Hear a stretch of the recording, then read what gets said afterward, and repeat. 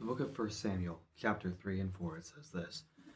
Then Samuel said to all the people of Israel, "If you want to return to the Lord with all your hearts, get rid of your foreign gods and your images of Ashtoreth. Turn your hearts from the Lord and obey him alone. Then he will rescue you from the Philistines." So the Israelites got rid of their images of Baal and Ashtoreth and worshipped only the Lord. I think it's interesting. The heading at the beginning of this paragraph in my Bible, I have the NLT. It says, Samuel leads Israel to victory. And that's the first thing it says right there at verse 3, is Samuel sets his people to get rid of their gods and worship only the Lord. Then it continues on, and Samuel gives them other instructions to do.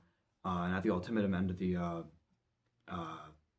toward the end of chapter 7, it says on verse 13, so the Philistines were subdued and didn't invade Israel again for some time. And throughout Samuel's lifetime, the Lord's powerful hand was raised against the Philistines.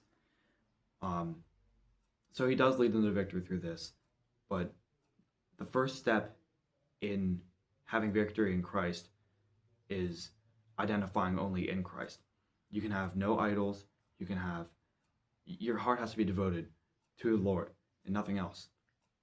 And it's not entirely, it doesn't necessarily have to be like an idol, something you worship, but anything you put before God is by definition an idol.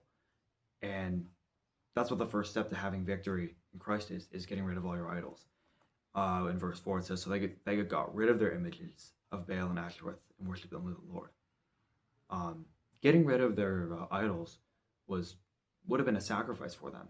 So in order to follow Jesus, you have to sacrifice the things that you are putting before him.